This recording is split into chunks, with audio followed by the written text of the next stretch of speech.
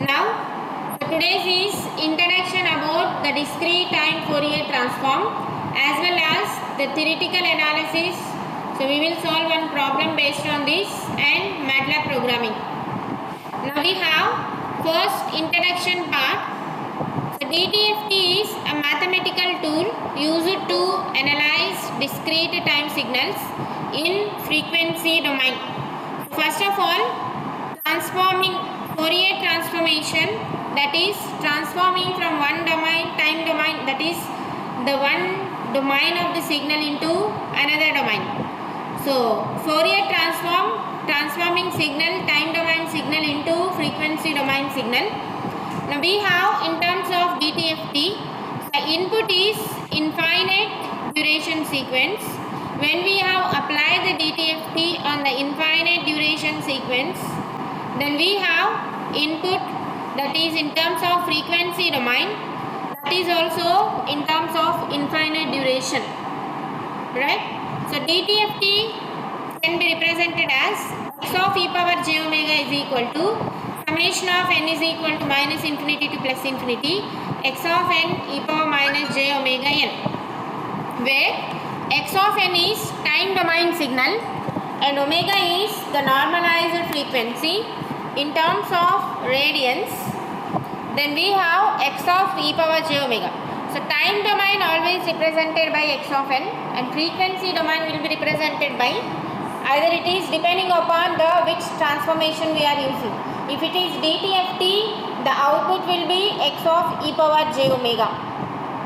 So this is a notation of the given input signal in terms of frequency domain. Now coming to definition for this Dtft, the input to the Dtft is a discrete time signal x of n, where n is infinite series sequence. It lies between minus infinity to plus infinity. That is, it can be extend infinitely in both the direction, in terms of negative direction as well as in terms of positive direction. Okay. Now the Dtft gives continuous spectrum, not like a Dft. So the purpose of converting time domain to frequency domain either by using our Dtft or Dft is first performing mathematical operations on signals in simpler in frequency domain. So whenever we have converting one domain into another time domain signal, then we have the noise, identification of the noise is very simpler in terms of frequency domain, not in the time domain signal.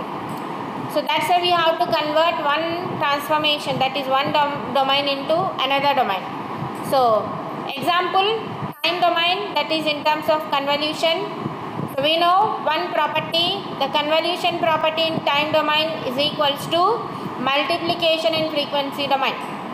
Now, where we have to use these terms of conversions? We can use these conversions like CPUs, digital signal processors and graphical phase interfaces, as well as advanced AI enabled real-time processes, which will be used in terms of frequency domain signals. So when we are using this frequency domain signal, so the data processing is faster compared to time domain signal. Now, in many signals such as music, speech or sensor outputs, or combinedly we can perform various frequencies. If you are operating on different frequencies, mixed frequencies, then time domain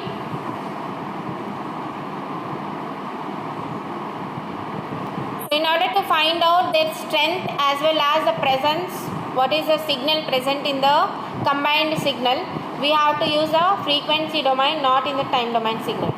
And the frequency domain reveals patterns, noise, where we have the input, where the input has been occurred with the noise, then falls, any spikes, that we can identify using this frequency domain.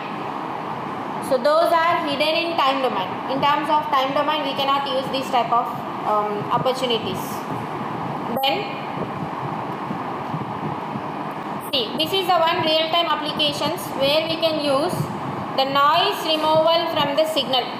Suppose the signals like audio signal or ECG signal, so sensors data, whatever the data we have, that is in terms of signaling process, so that the noise can be added while we are transmitting from transmitter to receiver. So at the channel part, the noise has been added, right? So that noise can be easily filtered using this frequency domain signal. So let us consider one time domain signal, so which is a noisy. So if you are seeing this time domain signal, we cannot identify where the noise is, what is signal and what is noise. Okay. While after applying the Fourier transformation, that is Dtft, we can convert the time domain signal into frequency domain signal, right? So after converting into frequency domain signal, so we can easily identify, so spikes, we can compare the frequencies and we can easily identify spikes. So these spikes, if you are identifying, so see, it is given in circle mark. It means the noise has occurred at this particular frequency. So after filtering, converting frequency domain, we have to use a filtering process. Again, that particular frequency will be removed from the signal, then again converted back using inverse Dtft. Okay, inverse Fourier transform. So this is our pure signal without noise. First is time domain signal, as well as the last signal also time domain signal. But in between, for removing the noise, we have to apply the transformation. Then after again get back our original signal, that is recovered signal, right? So time domain signal is noisy, signal with useful data plus unwanted signal frequency noise, and apply the Dtft, convert the signal into frequency domain using the Dtft. Then frequency domain filtering, so what it will do, it will identify and remove the noise from the components, high frequency spikes. Okay, then apply the inverse Dtft, convert back the frequency domain signal into again time domain signal. So now the signal is clean without noise. Now, so this is a real-time application of using this time domain conversion into frequency domain. Frequency response. So in terms of Dtft, we have to find out the frequency response, right? So this frequency response is nothing but, so here we will consider one linear time invariant system, and the frequency response is given by h of e power j omega. So that is in terms of Laplace transform, we have considered transfer function, right? So whereas coming to this Dtft, so we will take the frequency response, that is the output Dtft by input Dtft, right? Again to get back h of n, so h of e power j omega is equal to summation n is equal to minus infinity to plus infinity, h of n into e power minus j omega n. Now the interpretation for this frequency response is, so after getting the frequency response, we have to write in terms of polar form, that is finding a magnitude spectrum as well as phase spectrum. Okay, so the magnitude h of mod of h of e power j omega shows how each frequency is scaled, whereas the phase shows how frequency is shifted for different omega values according to the frequency. Then the magnitude and phase response analysis. So whenever we have a complex number, so that complex number a plus jb can be written as mod of a plus jb, that is square root of real part whole square plus imaginary part whole square, and angle can be written in terms of tan inverse of imaginary part by real part, right? So same magnitude response is defined as how the signal is scaled for each and every frequency component. For different frequency component, what is our scaling value for the magnitude spectrum, and it helps to classify the system as either it is a low pass filter, high pass, band pass or band stop filter. Okay, so that is the magnitude. We know in terms of low pass filtering, right? So it will allow only low frequencies. It will reject all high frequencies. Similarly, high pass filter allows only high frequencies, not low frequency.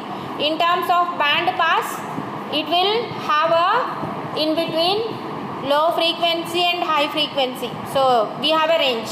Okay, band stop opposite to band pass filter, right? So band pass, we have a band pass that is between two frequencies. Then phase response is defined as, so according to the frequency how it will shift. Okay, so that defines the phase spectrum or phase response. It is very important in signal reconstruction and distortion analysis, right?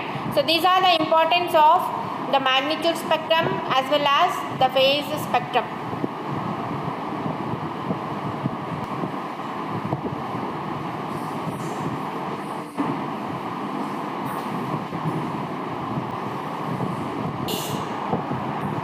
E power minus j omega y of e power j omega. So what is the shift here? Shift is minus 1. So therefore e power minus j omega y of j omega.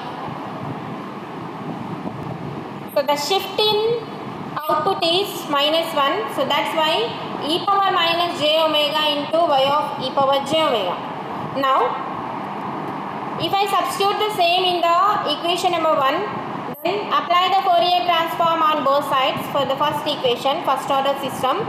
Then we have y of e power j omega minus a is a constant, y of n minus 1 Fourier transform will be e power minus j omega y of e power j omega is equal to x of e power j omega.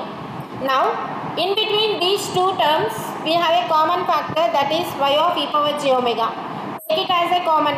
1 minus a e power minus j omega is equal to x of e power j omega.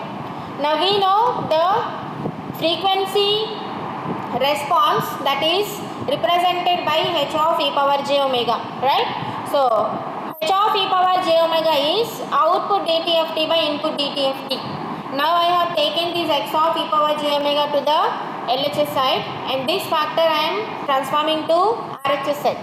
Now the frequency response, that is output Dtf by input Dtft is equal to 1 by 1 minus a cos omega plus j a sin omega, right? Now after writing in terms of polar form, so frequency response is equal to the magnitude response as well as phase response, right? In terms of magnitude response, and it is in terms of complex number, right? So whenever we have a complex number, that we can write magnitude as square root of real part whole square plus imaginary part whole square, whereas phase will be tan inverse of imaginary part by real part. In the same way, magnitude response is equal to the magnitude of numerator by magnitude of denominator. In the numerator we have only real part, we don't have an imaginary part, right? So square root of 1 square plus 0 square, that directly gives 1. So 1 by square root of 1 minus, see, so here 1 minus a cos omega is a real part and a sin omega is the imaginary part. Okay, now if I write the same 1 minus a cos omega whole square plus a sin omega whole square.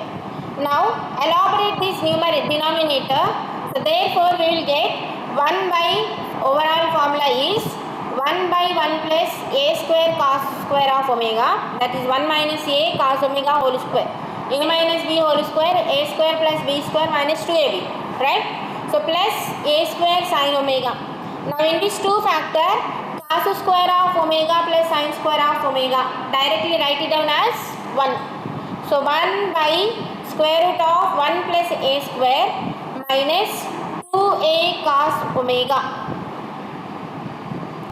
I have to substitute the a value, constant value, in between 0 to 1. So 0.1 to 1 we can consider any one value for a. So a is equal to 0.8. So whenever I have 8, a is equal to 0.8, substitute in the same formula, then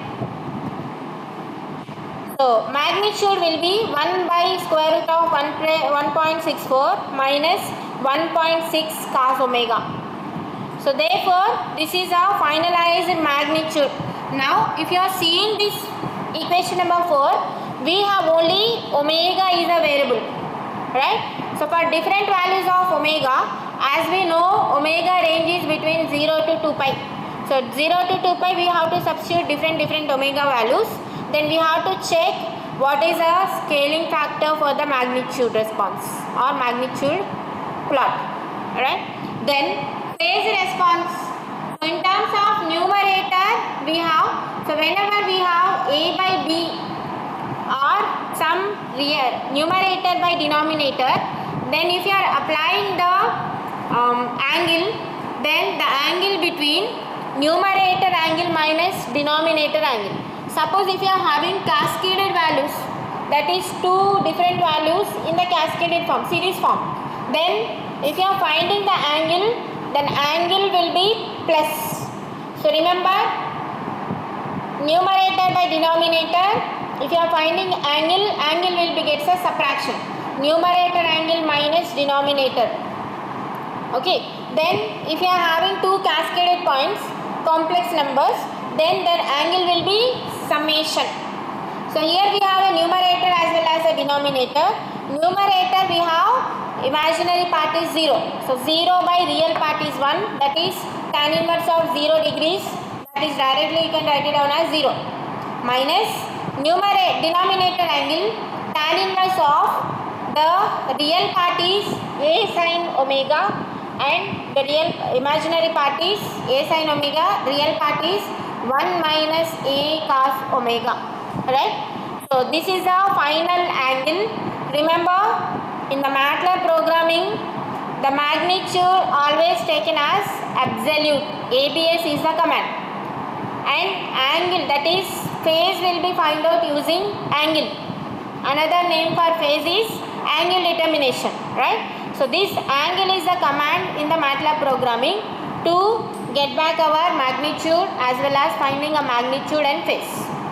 Now this is equation number 5.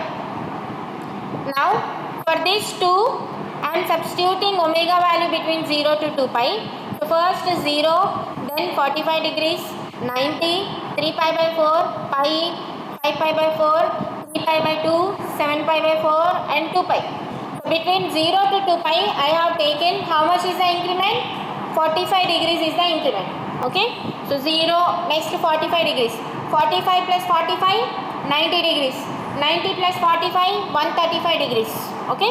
So likewise I have considered and substituted in the above magnitude, that is equation number 4 and equation number 5. Therefore, so these are the values which has obtained through a calculator. So different omega values we have to substitute in magnitude and we have to substitute in the phase. Then, so after these values we have to mark what are the values for different omega values. So this is a magnitude spectrum we have obtained through theoretical analysis. So through the theoretical this table, so what is the value at omega is equal to 0? The value is 5. So mark the point at is 5. Then at 45 degrees the value is 1.402. Again mark the point on the spectrum, right? So likewise you have to draw the magnitude spectrum as well as with the table phase spectrum.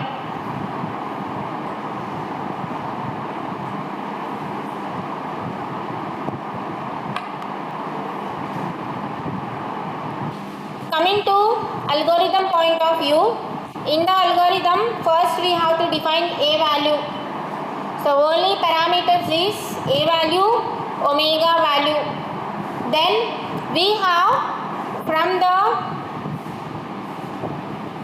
this equation, see, 1 by 1 minus a e power minus j omega.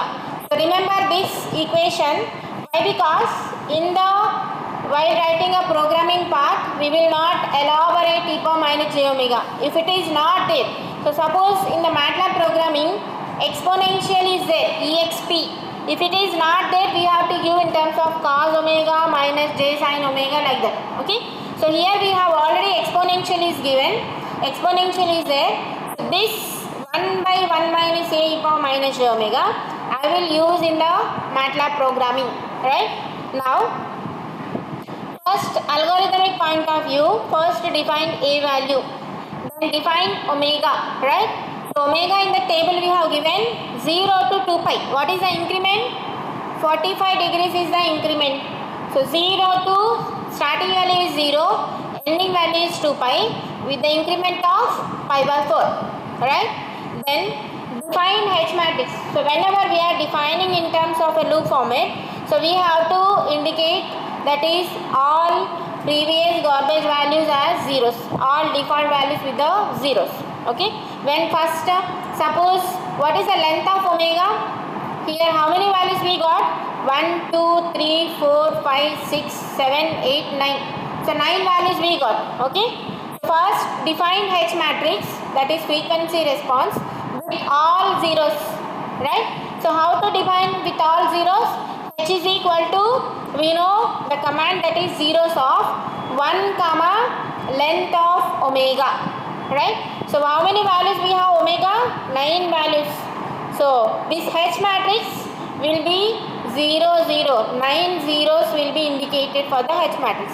For first loop, H0 will be replaced by, suppose if you are getting 5, then 5 will be replaced by 0. Then in second case 1.402, we have to get as per table. So same value will get, and 0 will be replaced by 1.402, right?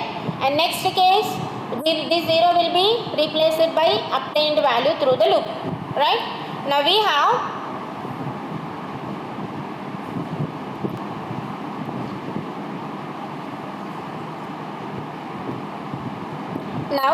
write a for loop. So for is equal to, I is equal to 1 to length of omega. So h 1 by 1 minus e power minus j omega, right? So same way h of I is equal to 1 by 1 minus a value already defined in the first step, then a dot star into exponential, that is e power minus j omega, right? Minus j into omega of I. So this is entire denominator separated by numerator by 1. Okay, 1 by 1 minus a e power minus j omega. If exponential command is not there in the MATLAB programming, then we have to use 1 minus a cos omega plus a j sin omega. Okay, so here we will take only obtain first equation, not with the simplified expression. Okay, because it is a MATLAB programming, no need of solving again and again, right? Using the, so this is first value, first equation whatever we have obtained through the simple analysis, Dtft. Then finding the magnitude. So how to find out the magnitude? Absolute, ABS. Okay, another name for magnitude is absolute. Then magnitude is equal to ABS of H. Then finding the phase. Phase is equal to angle. Angle of, directly write down the H. Okay. Now here one point is, so we have given pi omega is equal to 0, pi by 4 to 2 pi, right? So pi it will consider in terms of radians, but what we have considered in terms of phase response, we have considered in terms of degrees, 45 degrees, 90 degrees, 135 degrees and so on. Okay, so for that purpose I have to convert this phase, that is which is obtained through radians, that has to be converted back into degrees. Okay, so the name radians to degree, radians first 3 letters, to degree first 3 letters. Okay, so this is phase 1 is equal to rad to degree of phase. Now display this phase 1, right? Now through the theoretical analysis we know magnitude, and through the practical analysis we know phase 1. So these values we have to compare theoretical analysis with the practical analysis. If these two are matched, then we will get definitely whatever we have drawn the same graph through the practical analysis. If these two are differing, then different plot you will get through the practical analysis. Now plotting of magnitude response as well as phase response. Okay. So in the plot I have considered as subplot of 2 comma 1 comma 1. So what do you mean the subplot? So whenever I have given 2 comma 1 comma 1, then it will be divided as 2 by 2 matrix. So we know 2 by 2 matrix, 2 rows and 2 columns. So first element 1 by 1, second element 1 by 2, first row, second column, second row, first column, second row, second column. Okay. So this subplot plot omega comma magnitude, and x label is the frequency, y label is the magnitude, then title magnitude response. Okay. So here we have two plots, one is a magnitude plot, second one is a phase plot, right? Then phase also subplot of 2 comma 1 comma 2, plot of omega comma phase 1, then x label, y label and title, right? So this is our algorithm for MATLAB programming for finding a Dtft or frequency response.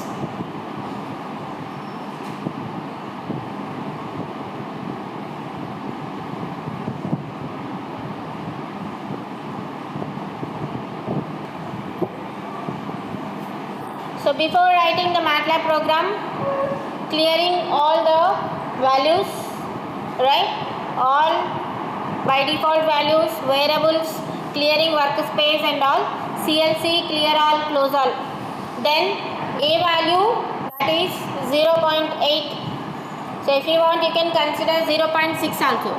But to compare theoretical analysis with the practical analysis, whatever you have taken that is A value in the theoretical, same you have to consider for practical analysis.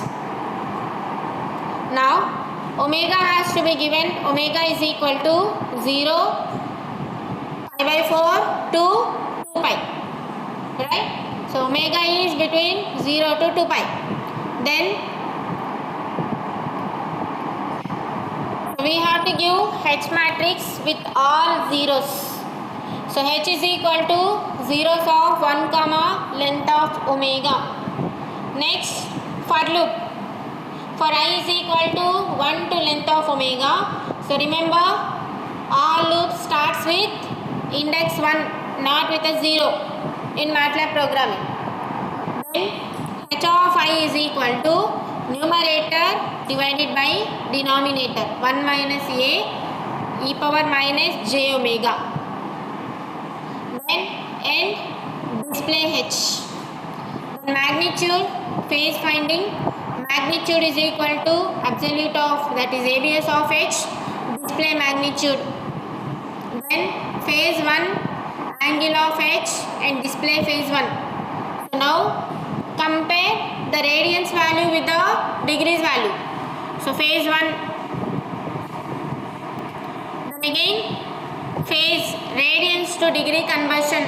So phase is equal to radians to degree, phase 1, and display phase 1. Next, subplot for magnitude, plot of omega comma magnitude. So here why I have considered plot, why not it is stem? Why not it is stem? Because Dtft frequency domain response is continuous and periodic in nature. So continuous always represented by plot. If it is discrete, we have to represent with a stem. Then x label, y label and title. So x label is frequency, y label is the magnitude and title is magnitude response. Then again subplot for phase response. So plot of omega comma phase. Then x label, y label and title. So title of the program is phase response.